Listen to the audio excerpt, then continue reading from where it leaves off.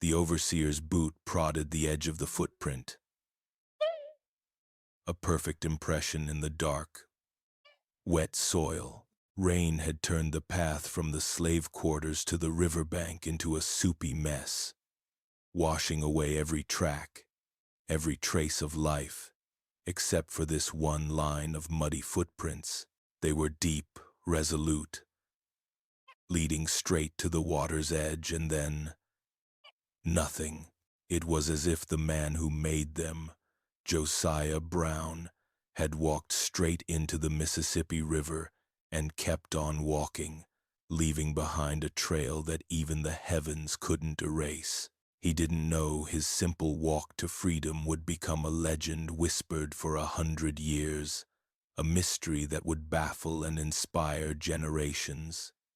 He didn't know that the earth itself would refuse to forget him. Before we carry on, please hit the subscribe button to make my day, and let me know where you are watching from in the comments. The story, however, does not begin with the discovery, but with the day before. Under the oppressive, watchful eye of a late summer sun in Natchez, 1847, the air was a thick, wet blanket you could not throw off, heavy with the cloying sweetness of cotton blossoms and the raw, damp smell of the Mississippi mud. Cicadas buzzed in a relentless, high-pitched chorus, a sound so constant it was almost silence, punctuated only by the distant, rhythmic clang of a blacksmith's hammer, each strike a punctuation mark in a sentence of endless labor. The Beaumont plantation spread across the landscape like a stain, its grand main house a monument of white columns and sprawling verandas, a stark, cruel contrast to the weathered, gray wood of the slave quarters huddled in its shadow. It was a place built on the fiction of its own grace, a grace paid for in sweat and sorrow. In the heart of this oppressive world moved Josiah Brown, a man in his late 30s. He was built of solid muscle, earned from a lifetime of toil. But he carried himself with a quiet purpose that seemed entirely separate from the forced, weary movements of those around him. There was no obvious defiance in his posture, no fire of rebellion in his gaze for the overseer to latch onto. Instead, his eyes held a deep, observant intelligence, a stillness that seemed to absorb the world without being disturbed by it. While others worked with their heads down, their spirits beaten into the rhythm of the hoe, Josiah worked with his head up. He noticed things.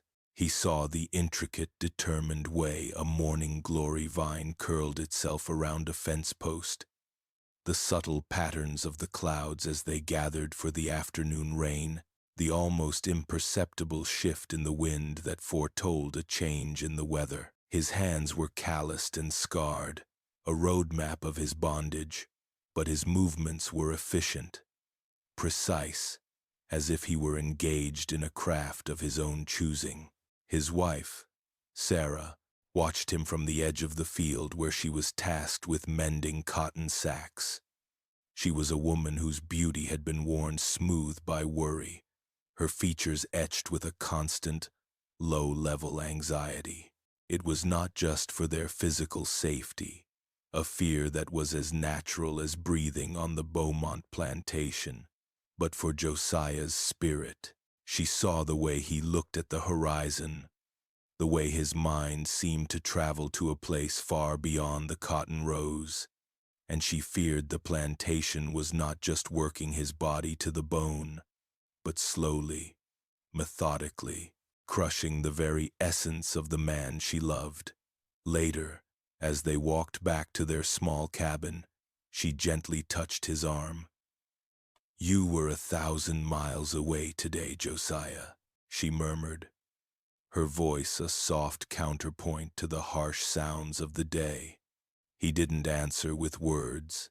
He simply covered her hand with his own, a rare, soft smile touching his lips for a fleeting moment, a silent reassurance that was both a comfort and a confirmation of her fears. He was with her, but he was also somewhere else entirely.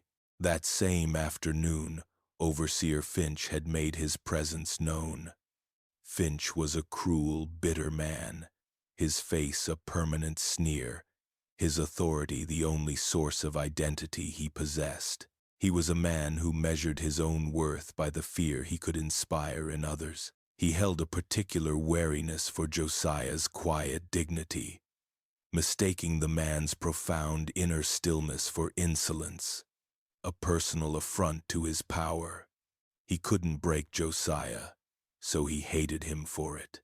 From a distance, Josiah watched as Finch descended upon a young field hand, a boy barely a man, for a minor infraction, a row of cotton not picked clean enough. Finch's voice was a whip of its own, sharp and cutting. But the real whip, the long leather braid, was always in his hand, a constant, coiled threat. He didn't use it this time, but he let the boy feel its shadow, uncoiling it slowly, letting the tip drag in the dirt. Josiah's expression remained unreadable, a mask of calm, but a muscle in his jaw tightened, a small, hard knot of contained fury.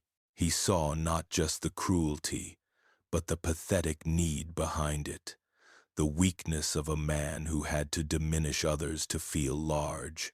That evening, the world shrank to the size of their small one-room cabin. The air inside was thick with the smell of wood smoke and the simple meal of corn mush and salted pork they shared. The single candle flame threw long dancing shadows on the rough-hewn walls. It was in these stolen moments of quiet that the weight of their lives pressed in most heavily. Sarah's anxiety, held in check during the day, now flowed into the small space between them. "Finch was watching you today, Josiah," she said, her voice barely a whisper, as if the walls themselves might report back to the overseer. "His eyes, they hold a special kind of hate for you. It's different from how he looks at the others. It's personal." Josiah took a long time to answer, his gaze fixed on the flickering flame, as if reading a story in its dance. "He can't hate what he don't understand, Sarah," he finally said, his voice low and resonant. "He looks at me and sees a body for the fields, a tool. He don't see what's inside. No one does." He looked at her then, and for a moment, the distance in his eyes vanished, replaced by a deep, aching tenderness. He spoke not of escape, a word too dangerous to even whisper, a dream that had broken too many men. Instead, he spoke of the river. He talked about the way it flowed, constant and unending, to a place no one could own, a place beyond maps and deeds. He talked about the soil, how it held memories, how every footstep, every fallen leaf, every drop of rain became part of its story. "This land remembers, Sarah," he said, his voice filled with a strange, quiet conviction. "It remembers everything. People think they own it, but they just borrow it for a little while. The land, it keeps the real story." As night deepened, a change began to work its way across the plantation. From the great artery of the Mississippi River, a fog began to roll in. It was not the gentle mist of a cool morning, but something else entirely, an entity in itself. It came as a solid white wall, silent and swift, swallowing the familiar landscape whole. One moment, the moon cast a pale light on the fields and cabins, and the next, the world was gone, replaced by an impenetrable, luminous whiteness. The fog was a living thing. It muffled all sound, silencing the chirping of crickets and the distant bark of a dog. creating a profound, eerie quiet that was more unsettling than any noise. It distorted shapes, turning a familiar tree into a looming monster, the main house into a ghostly specter. The air grew cold and damp, the fog clinging to clothes and skin with a chilling touch. Josiah stood at the open door of their cabin, looking out into the dense, swirling abyss. He was not afraid, while others in the quarters barred their doors, spooked by the unnatural stillness. Josiah felt a sense of calm settle over him, a feeling of profound opportunity. The world had been erased, and in its place was a blank page. He felt a pull from the fog, a silent call from the river that flowed somewhere within that white void. This was the change he had been watching for, the shift in the world he had been waiting for. He turned back into the cabin. Sarah was asleep, her face peaceful in the dim candlelight, her anxieties momentarily forgotten in dreams. He moved to her side and gently, so gently, touched her cheek. His calloused fingers, which had known nothing but hard labor, were now impossibly soft. It was a touch of farewell, a final, silent conversation, a promise and an apology all in one. She stirred slightly, a soft sigh escaping her lips. But she did not wake. He took one last look at her, memorizing the curve of her jaw, the way a lock of her hair fell across her forehead. Then, without a sound, he slipped out of the cabin. He did not carry a bundle. He did not take extra food or water. He took only himself. He stepped off the small porch, and the white wall of the fog accepted him. For a single, fleeting moment, his silhouette was visible, a dark shape against the luminous white, a man standing on the precipice of everything and nothing. Then he took a step, and another, and the fog closed in behind him, leaving no trace, no sign that he had ever been there at all. The last thing to be seen was the faint impression of his bare foot in the damp earth just outside the cabin door, before it too was swallowed by the encroaching whiteness. Josiah Brown had walked into the fog, dissolving into the heart of the mystery he had so carefully planned. Dawn broke not with a brilliant burst of light, but with a slow, reluctant peeling back of the gray. The fog had retreated, but it left behind a world weeping. A hard, steady rain had fallen through the darkest hours of the night, a deluge that had turned the plantation grounds into a vast, churning sea of mud. The air was heavy and cool, thick with the smell of cleansed earth and decay. It was into this sodden, silent world that Sarah awoke. For a moment, there was only the familiar ache in her bones, the rough texture of the cornhusk mattress beneath her. Then, a deeper coldness seeped in. The space beside her was empty. The indentation where Josiah's body should have been was cool to the touch. Panic, sharp and immediate, pierced the morning quiet. She sat bolt upright, her heart a frantic drum against her ribs. "Josiah," she called, her voice a thin, wavering thread. The silence that answered was absolute, profound. She scrambled from the bed, her bare feet sinking into the damp earth of the cabin floor. The door was slightly ajar, just as he had left it. She stumbled outside, her calls growing more desperate, swallowed by the damp, heavy air. "Josiah! Josiah!" Her voice cracked, breaking against the oppressive stillness. Other doors began to creak open. Faces, etched with sleep and concern, peered out. Her panic was a contagion, a spark of fear in the shared misery of their lives. It was then that a calm voice cut through her rising hysteria. "He ain't gone, child."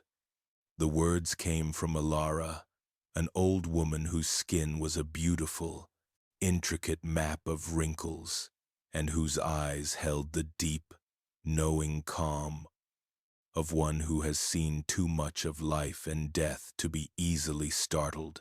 She had been awake before the dawn, as she always was, reading the world in the patterns of the leaves and the feel of the air. She stood near the edge of Sarah's cabin, not looking at Sarah, but at the ground, her gaze fixed on something just beyond the small porch. With a long, gnarled finger, she pointed. "He's walked on. Look." Sarah followed her gaze, her tear-filled eyes struggling to focus, and then she saw it. There, in the muck and mire that should have been a formless slurry, was a single, perfect footprint. It was Josiah's. She knew the shape of his foot as well as she knew her own hand, but it made no sense. The rain had been torrential, washing away everything, yet this print was pristine, its edges sharp and clear, as if it had been pressed into wet cement only moments ago. Her eyes followed the impossible trail. Another print, and another, a straight, unwavering line leading away from the quarters. Each one a perfect, deep impression in the mud. It was as if the rain had fallen everywhere, times except times where his feet had landed, as if the very ground had conspired to preserve his passage. The trail went on, resolute and purposeful, pointing like an arrow straight towards the distant line of trees that bordered the Mississippi River. Sarah's panic subsided, replaced by a wave of dizzying, profound confusion. "He's gone! Josiah's gone!" she cried again. But the words had a different meaning now, laced with a terrifying awe. Alara moved to her side, her presence a steadying anchor in the swirling chaos of Sarah's emotions. "Gone is just a word, child," the old woman said, her voice a low, soothing hum. "Some folks run, some folks fly, and some folks, they just walk on." The commotion soon reached the ears of Overseer Finch. He arrived in a storm of his own making, his face flushed with fury, the leather of his riding boots already caked in mud. A runaway slave was the ultimate insult to his authority, a direct challenge to the fragile kingdom he ruled with fear. "What's all this caterwauling about?" he snarled, his eyes scanning the small crowd, eager to find a target for his rage. His gaze fell on Sarah, her face pale with shock, and then on the ground where everyone was staring. He saw the first footprint and let out a dismissive snort. "So, the fool ran off. He won't get far. I'll have the dogs on him before noon." He started to turn, ready to bark orders and unleash his search party, but something made him pause. He looked again at the print, a flicker of confusion crossing his features. He took a step, then another, following the impossible trail. His initial bluster began to curdle into a quiet, simmering bafflement. He was a man of the land. He knew what a hard rain did to dirt. This was wrong. This was impossible. He followed the footprints all the way to the riverbank, his own clumsy tracks a messy counterpoint to the perfect, deliberate line left by Josiah. The trail stopped abruptly at the water's edge. There was no sign of a struggle, no discarded clothing, no drag marks indicating a body had been thrown in. There was no boat hidden in the reeds. The footprints simply ceased to exist, as if the man who made them had taken one final step from the solid earth into the flowing water and simply kept walking. Finch stood there for a long time, the sounds of the mighty river filling the silence. His organized search party, when it was finally assembled, was a pointless exercise. They scoured the riverbanks for miles in both directions, their dogs whining in confusion, unable to find a single scent to follow. They found nothing. Finch, his frustration mounting with every passing hour, returned to the quarters and dragged Sarah into the open for interrogation. He towered over her, his voice a low growl. Where did he go? Who helped him? Sarah, her shock now hardened into a strange, protective numbness, could only shake her head. I don't know, she whispered, the truth sounding like a lie even to her own ears. The fog came, and he was gone. Finch's rage, finding no purchase in a confession, turned back to the source of his humiliation, the silent, mocking footprints. He marched back to the path, his face a mask of pure, unadulterated fury. This wasn't just a runaway slave anymore. This was a defiance of the natural order. A trick, a sleight of hand that undermined the very foundation of his power, which was built on the simple, brutal logic of cause and effect. In a fit of violent frustration, he decided to erase the evidence of his own bafflement.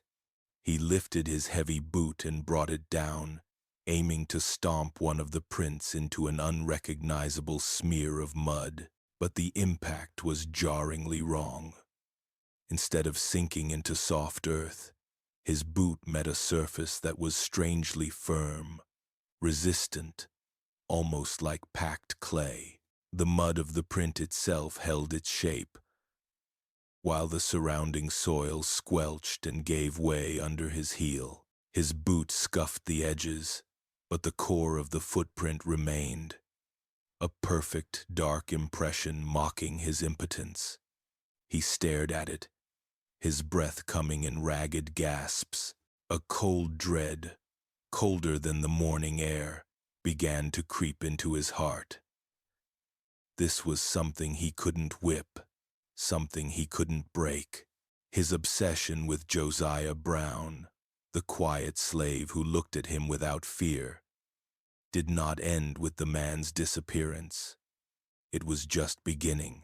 It was here, in this moment of impotent rage against an unyielding patch of dirt, that the mystery took root in his soul, a poisonous seed that would grow to consume him. News of the unfading prince spread through the slave quarters like wildfire.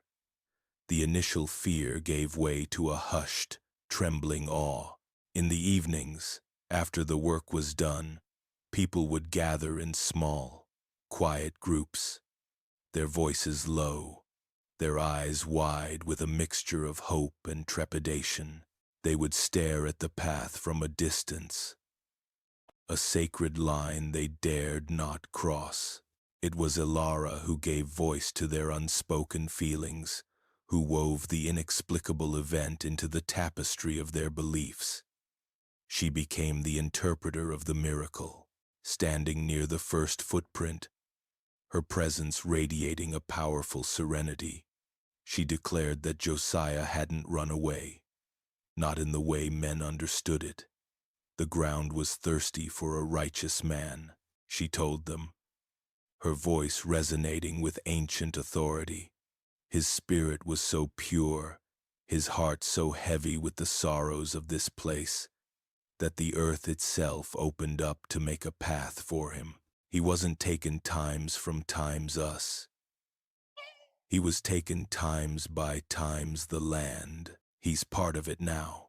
Her words were a balm, transforming a story of potential escape and brutal recapture into a narrative of spiritual ascension. Josiah was not a failed runaway. He was a saint. The news eventually, and inevitably, reached the main house. Alistair Beaumont, the owner of the plantation, a man whose soul was as starched and white as his linen suits, was informed of the situation over his morning coffee. He was a man who saw the world in terms of assets and liabilities, and Josiah had just moved from the former column to the latter. He was annoyed by the disruption to the work schedule, irritated by the loss of a prime field hand, and vaguely intrigued by the bizarre details of the story. He made a rare visit to the quarters, his polished shoes looking absurdly out of place in the mud. He looked at the footprints, a faint, condescending smile on his lips. He saw not a miracle but a nuisance, a seed of unrest among his property. He turned to Finch, who was standing by, his face a thunderous mask of frustration. "Handle it," Beaumont commanded, his voice crisp and dismissive. "I don't care what it is. Get rid of them. Plow the path over. I want this foolishness ended by sundown. It's giving the others ideas." Finch, eager to obey, to finally impose his will on the defiant earth, gathered a team of men. They came with shovels, their faces grim. They tried to dig the footprints up, but their blades met the same impossible density. It was like trying to dig through rock. The soil within the prints was impossibly packed, while the earth around it was soft and yielding. Grunting and sweating, they managed to gouge out the path, leaving a ragged trench. Then they brought in a mule and a plow, turning the soil over and over until the entire area was a chaotic mess of churned earth. Finch watched, a grim satisfaction on his face. He had won. The mystery was buried. But the next morning, as the sun rose on a new day, a collective gasp went through the quarters. There, on top of the freshly plowed and disturbed soil, the line of footprints had reappeared. They were just as clear, just as deep, just as perfect as before. It was as if they had risen up from below, pushing through the overturned earth to reassert their existence. This single act, more than anything else, solidified the legend. It was no longer a strange occurrence. It was a true and undeniable miracle. For Sarah, the reappearance of the prince was a profound turning point. The gnawing fear of what might have happened to Josiah, the horrific images of him being caught, tortured, or drowned, began to recede. She found a strange, deep comfort in the unwavering trail. It was a message. It was a connection. That night, under the cloak of a moonless sky, she secretly made her way to the path. Kneeling down, she reached out a trembling hand and traced the outline of one of the prints with her finger. The soil felt cool and impossibly solid, a tangible link to the man she loved. In that moment, she stopped believing in a failed escape. She started to believe Elara. It was more comforting to imagine his spirit merging with the land he loved than to picture his body broken by the cruelty of the world. The footprints were not a sign of his death, but a testament to his enduring presence. He had left them for her, she thought. A final, beautiful, impossible goodbye. The weeks that followed bled into months, and the seasons began to turn. The brutal summer sun baked the black soil of the Beaumont plantation into a cracked gray mosaic, but the path of footprints remained dark and damp, as if immune to the heat. Autumn winds swept across the fields, carrying flurries of dry leaves that settled everywhere except in the sharp-edged depressions of Josiah's trail. More rain came, turning the surrounding land into a soupy quagmire once again. Yet the prints held their form, each one a small, defiant island in a world of impermanence. The story of Josiah's walk began to travel, a current of whispers flowing out from the plantation. It was carried by enslaved people sent on errands to neighboring farms, shared in hushed tones over shared fences. It was picked up by wagon drivers hauling cotton to the port in Natchez, who told it in taverns over mugs of ale, their voices a mixture of disbelief and excitement. The tale spread through the town, winding its way from the muddy riverfront docks to the parlors of the wealthy elite. Soon, the curious began to arrive. At first, they came in secret, under the cover of dusk or in the gray light of dawn. They were a strange mix of people, drawn by a force they couldn't name. There were other enslaved men and women who risked a brutal whipping for a chance to see the evidence of what they hoped was a new kind of freedom.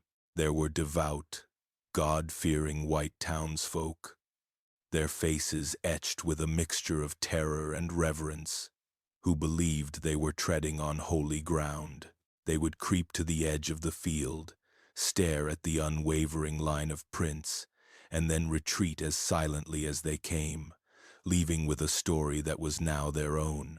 The enslaved community on the Beaumont plantation became the path's silent, unofficial guardians. They would watch the visitors from a distance, their expressions unreadable, a quiet understanding passing between them. The path was theirs. It was a monument to one of their own, and they protected its sanctity with their silence. In the heart of this growing legend stood Alara.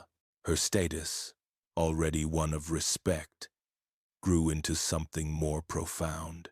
She became a spiritual anchor, the keeper of the story's true meaning. In the evenings, she would hold quiet gatherings near the path, not sermons in the traditional sense, but something older, deeper. She didn't speak of a Christian God or a heavenly reward. She spoke of the earth, of ancestors, of a spirit's refusal to be broken. They think they own the land, she would say, her voice a low melodic chant. But the land owns itself. They think they own us, but they only own our bodies, our spirit. It belongs to the earth and the sky. Josiah knew this. He didn't run from this place. He planted himself in it, so deep they could never pull him up. These prints ain't a sign that he left. Watching. Her words wove Josiah's act into a larger narrative of spiritual resistance, a quiet, powerful rebellion that no whip could quell. He was not just a man who had vanished. He was a seed of hope, planted in the heart of their despair. The story, now a full-fledged phenomenon whispered throughout the Mississippi River Valley, eventually reached the ears of a man for whom such tales were not mere curiosities, but the very currency of his trade. Reverend Abernathy was a traveling preacher, a man whose booming voice and fiery eyes could hold a congregation in a state of rapturous terror for hours on end. He was a white man, preaching a gospel of fire and brimstone, but his faith was deeply intertwined with a fascination for signs, wonders, and portents. He saw the hand of God not just in the scriptures, but in the strange twists of everyday life, in the birth of a two-headed calf, in the shape of a cloud, and now, in the story of a slave's unfading footprints. He saw it as a divine message, a challenge he was destined to interpret. He arrived at the Beaumont plantation on a dusty Tuesday afternoon, his black buggy looking as severe and out of place as a crow in a field of doves. He was a tall, gaunt man with a wild mane of graying hair and an intensity that seemed to burn from within. He did not ask for permission. He simply strode towards the slave quarters as if on a mission from God himself. He was met, inevitably, by Overseer Finch. The confrontation was a clash of two different kinds of authority. Finch, whose power was rooted in physical violence and fear, found himself facing a man whose power came from a place he couldn't comprehend. "This is private property," Finch snarled, his hand instinctively going to the whip at his belt. "State your business and be gone." Reverend Abernathy simply smiled, a thin, unnerving expression. "I have come to witness the Lord's handiwork," he boomed, his voice echoing across the grounds. "I am told he has written a sermon in the soil of this very plantation, and I am here to read it." After a tense, heated argument, in which Finch's threats seemed to have no effect on the preacher's unshakable conviction, Abernathy demanded to see Alistair Beaumont. The plantation owner, intrigued by the preacher's reputation and sensing a shift in the dynamics of the situation, agreed to a meeting. Abernathy, standing before Beaumont in the opulent, sun-drenched parlor of the main house, did not plead or cajole. He preached. He spoke of holy ground, of biblical miracles, of the profound spiritual danger of ignoring a sign from the Almighty. Finally, Beaumont, more out of a desire to control the narrative than any sense of piety, relented and led the preacher to the path. Upon seeing the footprints, Reverend Abernathy's theatrical demeanor fell away, replaced by a look of genuine, staggering awe. He fell to his knees in the mud, his long fingers tracing the air just above one of the prints. As if afraid to touch something so sacred, he let out a long, shuddering breath. "It is true," he whispered, his voice thick with emotion. Then he rose to his feet, turned to Beaumont, and his voice regained its thunderous power. "Sir," he declared, his arms sweeping out to encompass the path, the quarters, the entire plantation, "you are not the owner of a runaway slave. You are the custodian of a miracle. This ground is holy." Alistair Beaumont looked at the kneeling preacher, then at the line of footprints, and then at the growing crowd of his own slaves who were watching from a distance with rapt attention. A new kind of calculation began to form in his mind, a glimmer of an idea that had nothing to do with God and everything to do with profit. He heard the word miracle, but his mind translated it into a different language. A miracle, he thought to himself, a slow, predatory smile spreading across his face. "There's money in miracles." Beaumont's shift from annoyance to entrepreneurial zeal was swift and absolute. The man who had ordered the footprints plowed into oblivion now saw them as his most valuable asset. The path of a runaway slave was a liability, but the site of a divine miracle was a potential gold mine. His first act was to formalize the boundary that the visitors had already instinctively respected. He had a crude wooden fence erected around the entire length of the path, from the edge of the quarters to the riverbank. It was a fence of possession, turning a piece of common ground into a private exhibit. At the entrance to this new enclosure, a small, rough-hewn stand was built, little more than a plank of wood set on two barrels.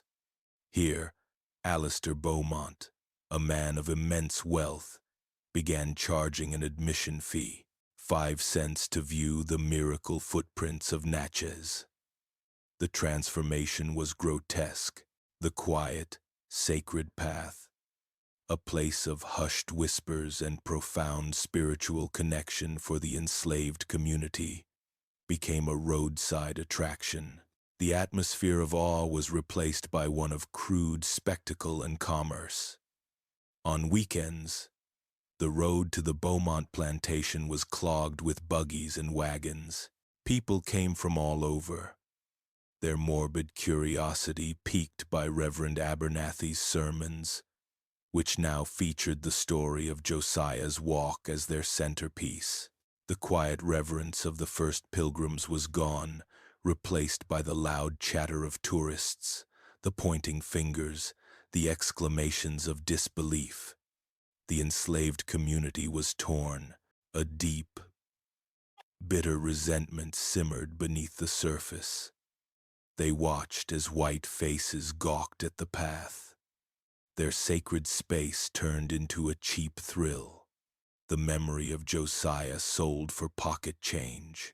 It was a new and particularly insidious kind of violation. Yet, the influx of visitors also brought a strange unintended consequence. The isolation of the plantation was broken. The steady stream of people brought news from the outside world, whispers of abolitionist movements in the North, of political tensions that might one day change their world. Small, clandestine opportunities for trade emerged. A woman might sell a few eggs to a sympathetic visitor. A man might trade a small wooden carving for a piece of fruit. These tiny transactions, a small taste of economic freedom. For Sarah, the change was a source of profound and unrelenting horror. She watched the spectacle from the door of her cabin, her heart a cold, hard knot in her chest. She saw Beaumont, his pockets jingling with coins, selling a cheapened, twisted version of Josiah's spirit. The path, which had been her one source of comfort, her final connection to the man she loved, was now a place she couldn't bear to look at. Its sanctity had been violated, profaned by the greed of the man who had owned her husband in life, and now sought to own his legacy in death. Her grief, once a soft, aching sorrow, began to harden into a quiet, simmering anger. It was an anger as deep and as resilient as the footprints themselves. And at the center of this new commercialized world was Overseer Finch. His role had been twisted into the ultimate humiliation. He was now the de facto tour guide and guard of the attraction. His days were spent pacing the length of the fence, his authority reduced to collecting coins and keeping the crowds orderly. He was forced to recite a sanitized, Beaumont-approved version of the story, a tale of a simple-minded slave and a benevolent God, a story he didn't believe for a second. He would stand there, his voice a dull, lifeless monotone, pointing to the prince he had failed to destroy, forced to protect the very thing that was the source of his daily torment. His obsession with Josiah, once a burning fire of hatred, had curdled into a pathetic, soul-crushing routine. He was a prisoner of the very mystery he had tried to erase, his life a living testament to his own failure and humiliation. The years peeled away like sun-scorched paint, a decade of seasons turning the world while the path on the Beaumont plantation remained stubbornly unchanged. It was now the late 1850s, and the air across the South was thick with a tension that had nothing to do with the weather. The nation was a fraying rope, its strands pulled taut by the opposing forces of bondage and freedom, and the whispers of war were no longer whispers but the low, constant rumble of a distant, approaching storm. The Beaumont plantation had become famous, but not for the quality of its cotton or the grandeur of its main house.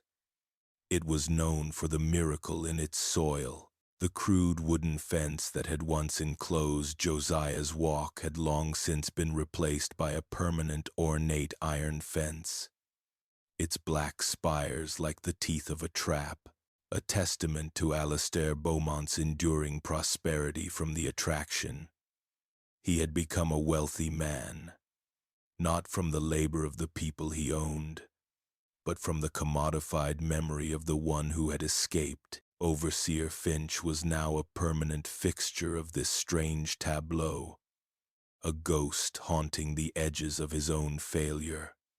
The years had not been kind.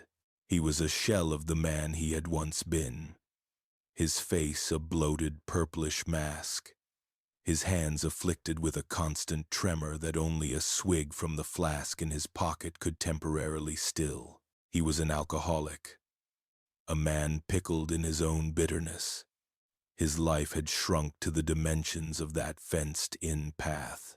He would spend his days pacing its length, his eyes clouded and bloodshot, still scanning the impossible footprints, still trying to decipher the trick that had stolen his life.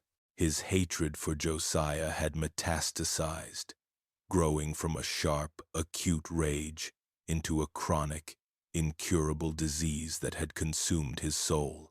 He was a prisoner, locked in a cage of his own making, rattling the bars of a mystery he could never solve.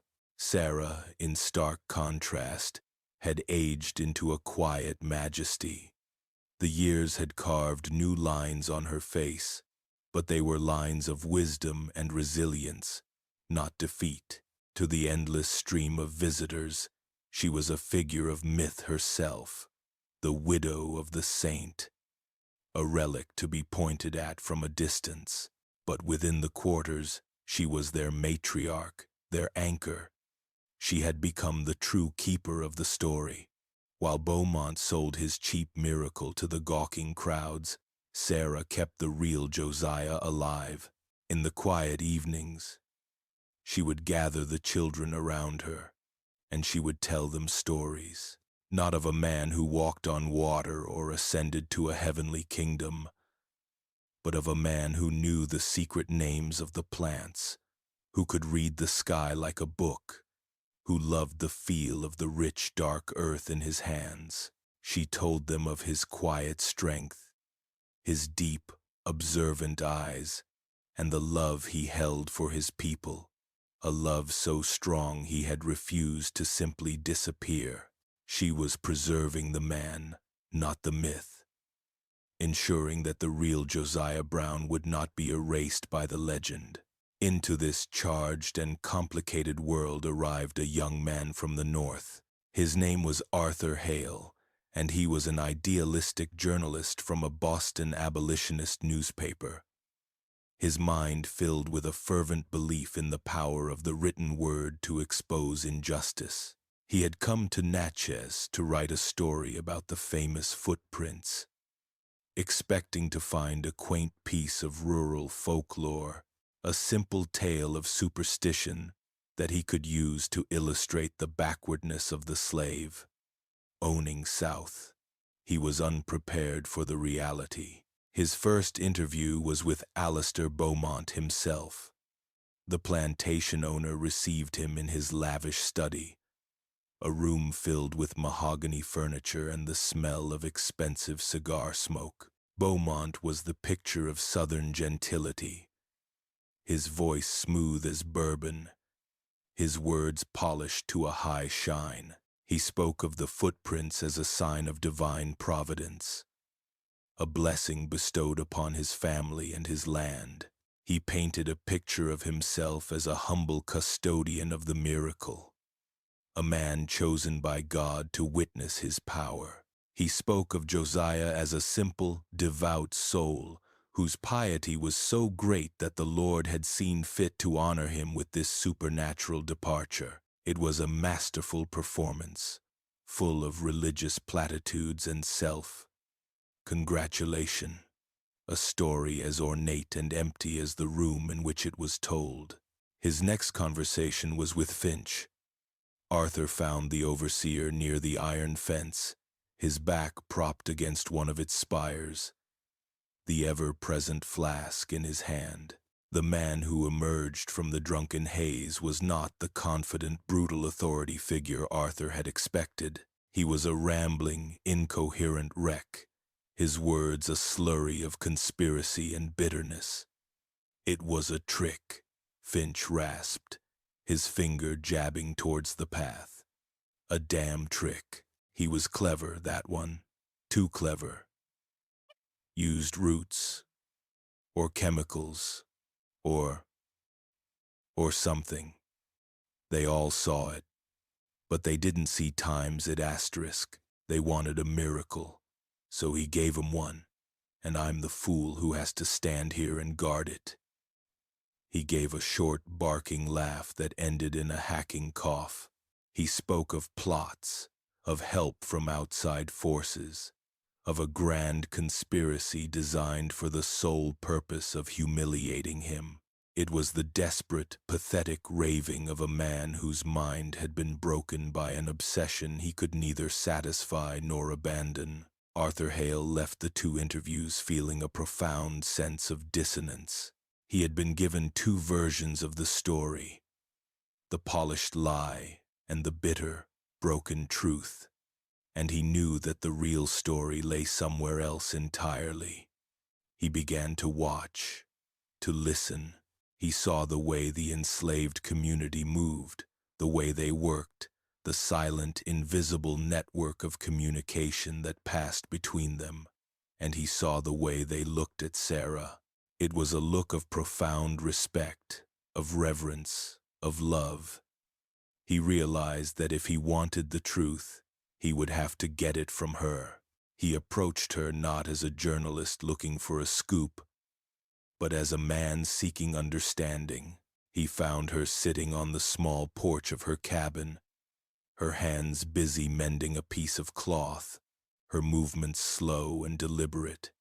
He did not press her, did not demand her story. He simply sat on a nearby stump, introduced himself quietly, and waited. He spoke of his belief that stories were important, that a man's real life was more valuable than any legend.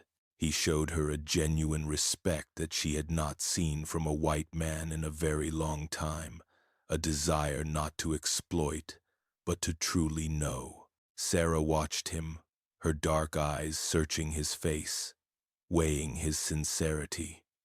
For years, she had guarded the truth, protecting it from the greed and foolishness of the world.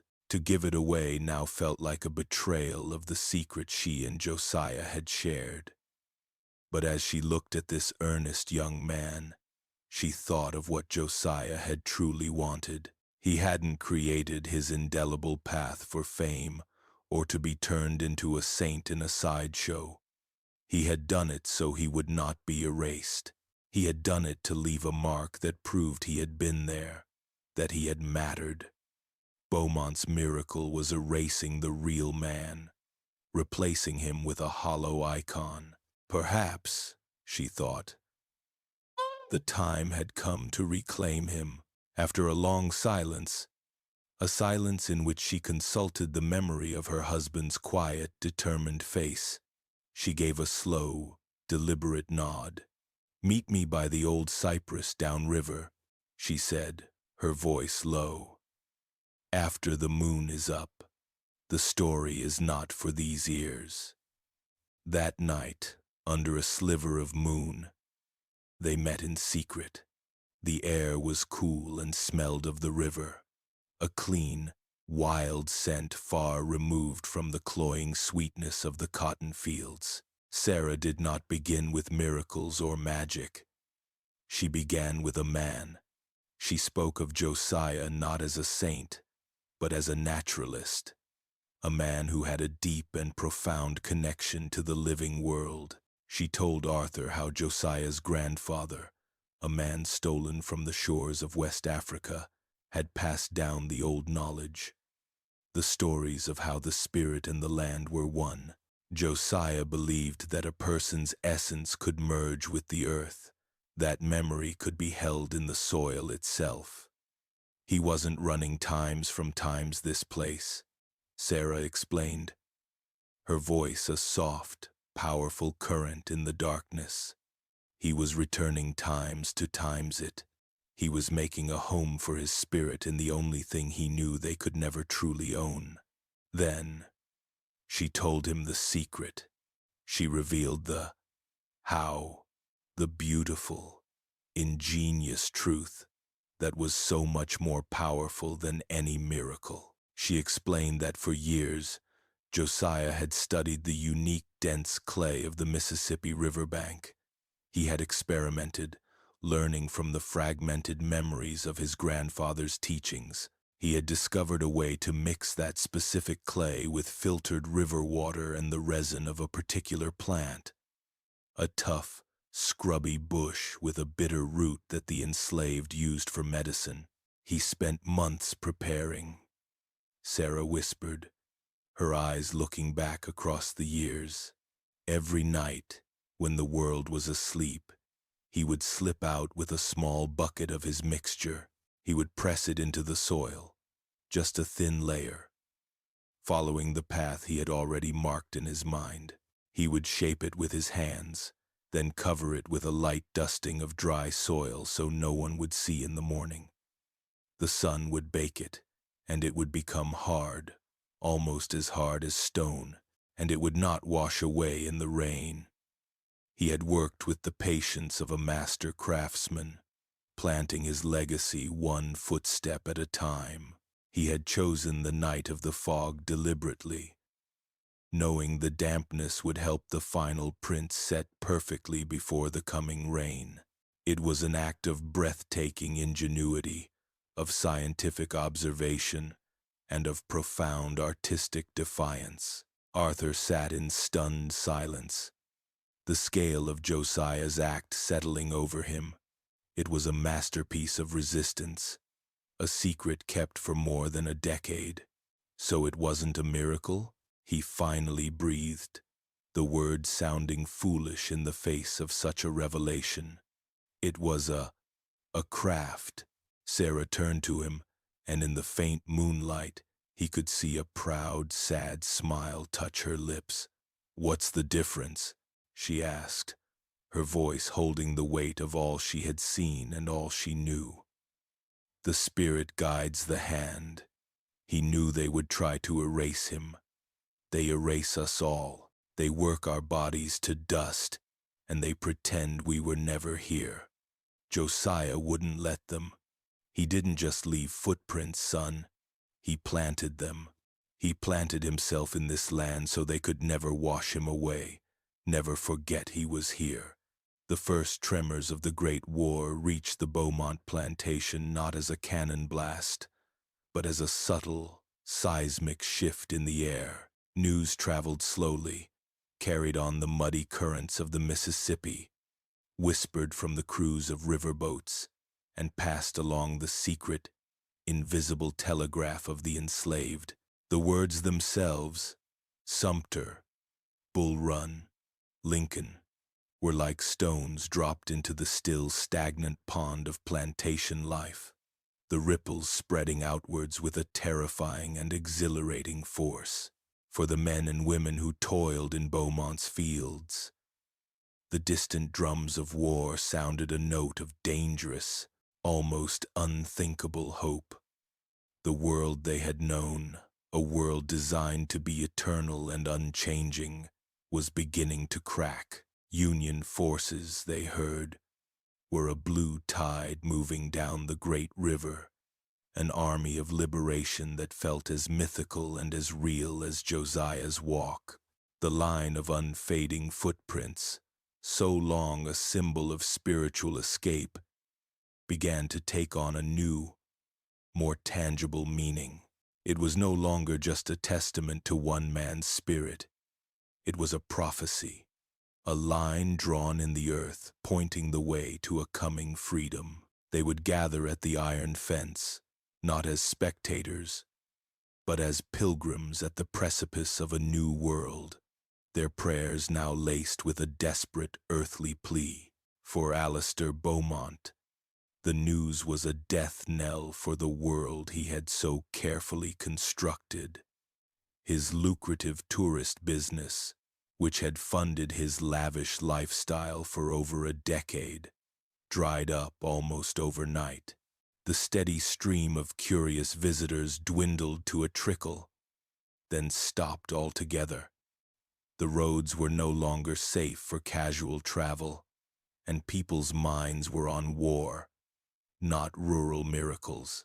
Beaumont, a man whose courage was directly proportional to his profits, descended into a state of frantic, paranoid panic. He saw conspiracies everywhere, imagining Union spies among his own house slaves and abolitionist saboteurs in the woods. He became erratic, his veneer of genteel charm cracking to reveal the raw, grasping fear beneath. He spent his days trying to liquidate his assets, converting his wealth into gold, a more portable commodity than land and people. His nights haunted by the specter of losing everything, his land, his wealth, and most terrifyingly, his property. It was into this volatile atmosphere that a copy of a Boston newspaper, The Liberator, found its way. It was months old, yellowed and creased from its long journey, passed from a sympathetic dock worker in New Orleans to a freedman who worked the river barges, and finally, through a chain of trusted hands, into the heart of the Beaumont plantation. Arthur Hale's article was given a place of prominence, its headline a bold declaration: "The Saint of Natchez, a hoax of man, a miracle of resistance." The story was a masterpiece of abolitionist prose. It did not merely report the facts as Sarah had told them. It sang them. It painted a vivid picture of Josiah Brown, not as a supernatural being, but as a brilliant, defiant man, a scientist of the soil, an artist of rebellion. It described his ancestral knowledge not as primitive superstition, but as a sophisticated intellectual tradition. The article held up Josiah's act as the ultimate rebuttal to the lie of slavery, proof of a powerful, uncrushable intellect and spirit, where the slaveholders claimed there was none. The story became a sensation in the North, a powerful piece of propaganda that humanized the struggle for freedom in a way dry statistics never could. When the crumpled newspaper finally reached Alistair Beaumont, passed to him by a rival planter with a sneer of malicious glee, the fallout was immediate and catastrophic. He read the article in his study, his face going from white to red to a mottled, apoplectic purple. The words on the page were not just an exposé, they were a public stripping of his honor, his miracle, the foundation of his social standing, and a significant portion of his wealth, was revealed to the world as a slave trick. He was not the custodian of a divine event. He was a fool, a charlatan who had been duped by one of his own chattel.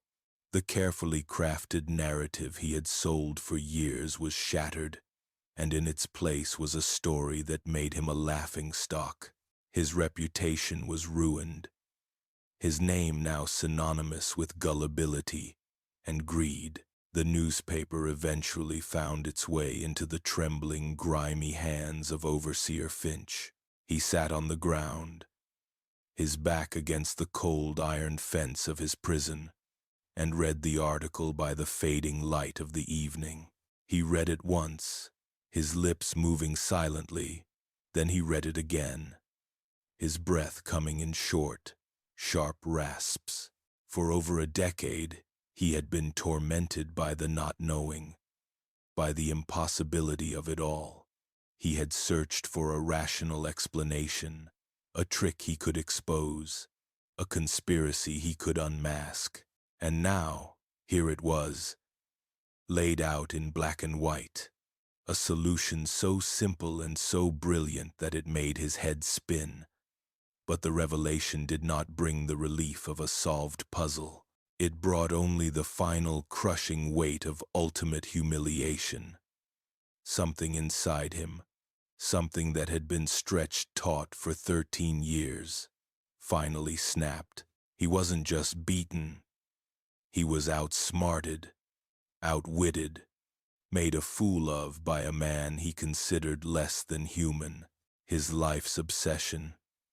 The mystery that had given his pathetic existence a twisted sort of meaning was a lie he had been too blind, too arrogant, too steeped in his own hatred to see.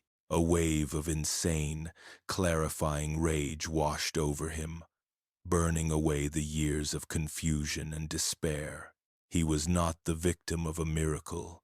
He was the butt of a joke, and the laughter echoed in his ears from Josiah's unmarked grave. The chaos of the outside world finally arrived at the plantation's doorstep. The low, guttural boom of distant cannons began to roll up the river, a sound that rattled the windows in the main house and the very bones of the people who heard it.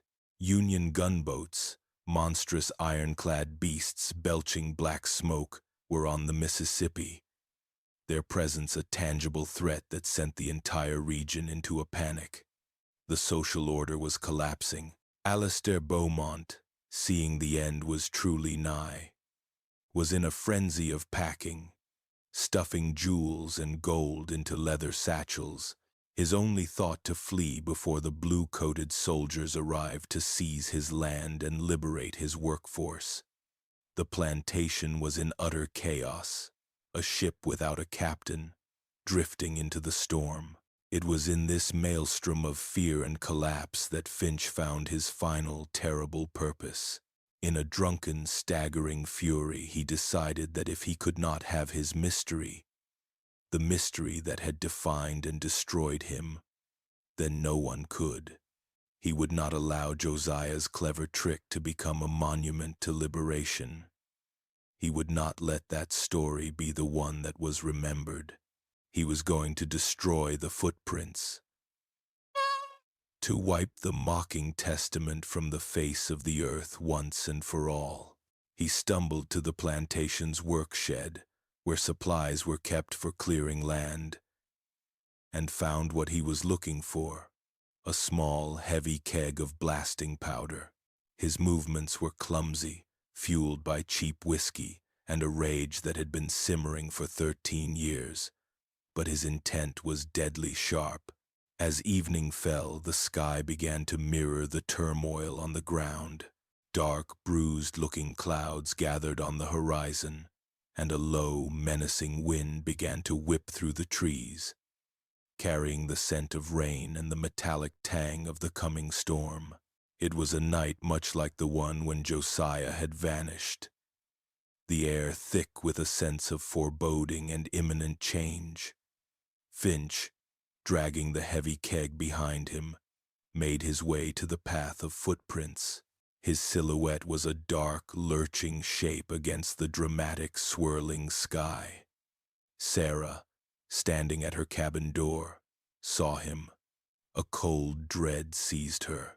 She knew, with a certainty that went beyond reason, what he intended to do. A cry escaped her lips, and other members of the community, drawn by the commotion and the terrifying energy in the air, rushed out of their cabins. They saw the drunken overseer, the keg of powder, and the mad gleam in his eyes, and they understood. A small group, led by Sarah, rushed towards the fence, their voices rising in a chorus of pleas and warnings. They reached the iron gate, just as Finch finished laying a crude fuse. He looked up at them, his face a terrifying mask of insane glee, his eyes reflecting the wild, stormy sky. "Leave it be, Finch," Sarah shouted, her voice carried on the rising wind, a voice of reason against a hurricane of madness. "It's all you have left, don't you see? It's the only thing that ever made you feel important." For a moment, her words seemed to penetrate his drunken haze.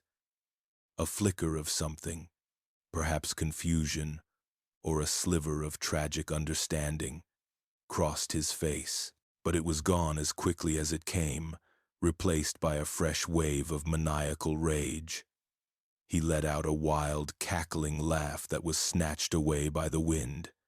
"He tricked me," Finch screamed, his voice cracking with hysteria. "The clever bastard. He tricked all of us. Well, I'm sending his trick back to hell. I'm sending it all back to hell."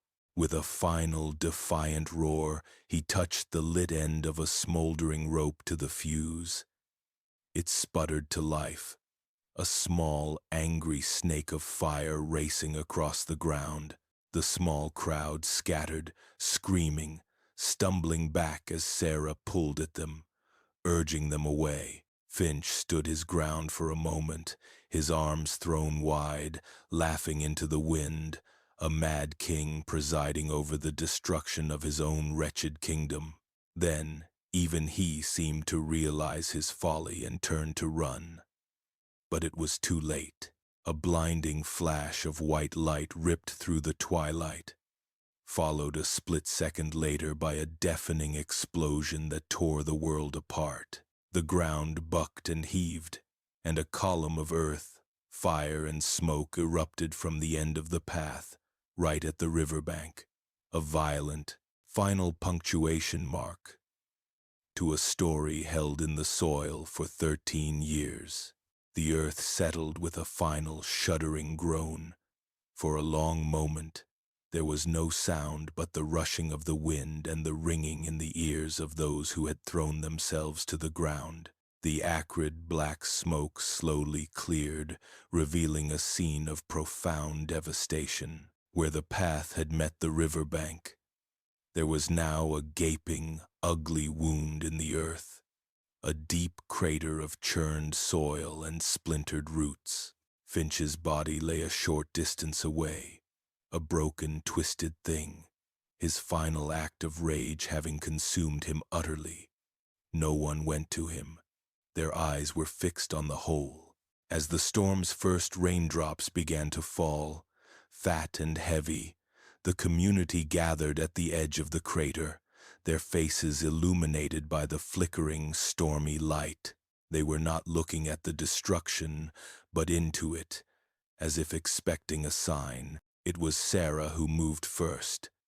Pushing herself up from the muddy ground, she walked with a slow, deliberate calm to the lip of the crater. The explosion had blasted away the topsoil, revealing the dense, dark clay beneath, the very substance of Josiah's secret. And there, at the bottom of the hole, nestled in the newly exposed earth, was something the blast had unearthed but not destroyed. It was a small, dark bundle, wrapped in what looked like oil-treated leather and tied with twine, preserved perfectly in the hard-packed clay where it had been buried. It had been placed directly beneath the final footprint, the one at the very edge of the river, the last mark he had made. It was the heart of the path, the period at the end of his long sentence. Ignoring the hushed gasps from the others, Sarah carefully made her way down the steep, unstable side of the crater. The rain was coming harder now, plastering her hair to her face, but she didn't seem to notice. She knelt in the mud and gently, reverently, worked the bundle free from the earth's grasp. It was heavier than it looked, solid and dense. She carried it back up to the top, her movements imbued with a sacred purpose. The community parted for her, their eyes wide with a mixture of fear and awe.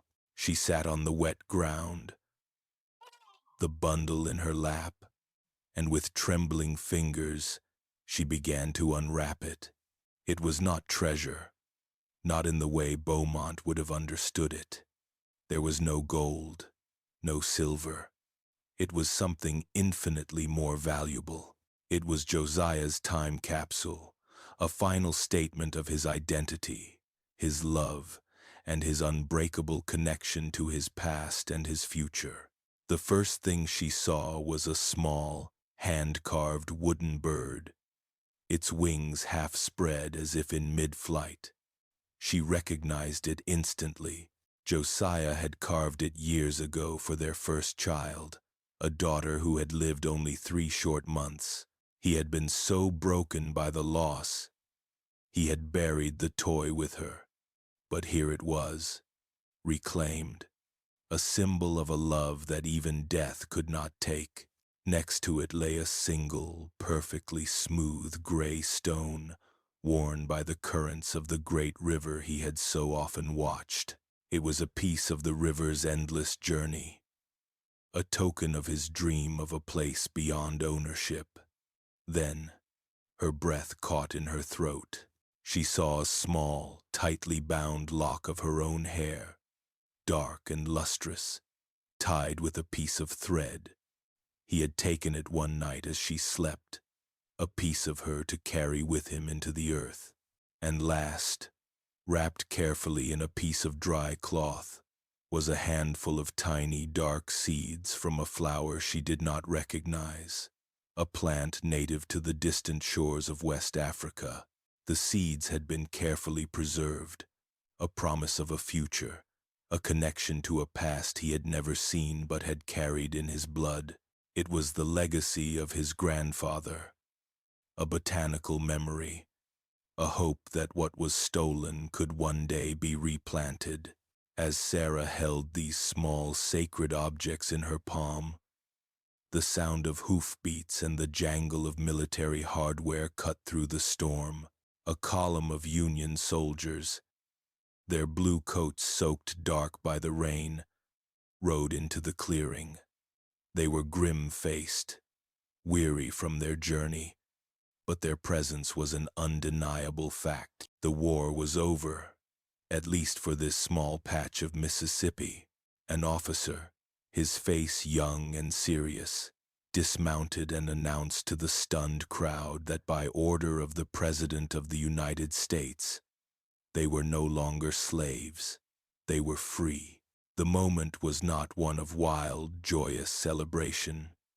The weight of generations of bondage could not be lifted in an instant. It was a moment of profound, solemn, earth-shattering relief. It was the quiet, shuddering gasp after being held underwater for too long. Beaumont, they would later learn, had fled hours before, his carriage laden with gold, his great house left to the ghosts of his own cruelty. In the midst of this quiet, momentous change, Sarah stood and walked back to the edge of the crater. She looked down at the hole in the ground, then out at the river, the same river Josiah had walked towards on that foggy night 13 years ago. She held the contents of his bundle in her hand, the wooden bird, the stone, the lock of her hair, the precious seeds, and in that moment, with the rain washing over her and the world changing around her, she finally, completely, understood. He hadn't just left a trail for others to see. He had left roots for himself. The footprints were not a memorial. They were a garden. The explosion, Finch's final act of hateful nihilism, had not destroyed Josiah's legacy. It had revealed its heart. It had tilled the soil and unearthed the seed.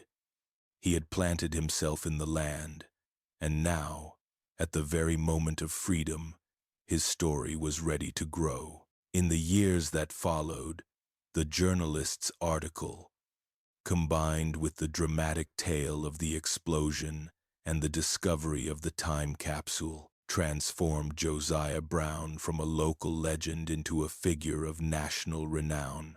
In the history of the abolitionist movement, he became a symbol, not of supernatural power, but of something far more potent, the unconquerable power of the human intellect and spirit. His story was told as a testament to the genius and resilience that slavery had tried and failed to extinguish.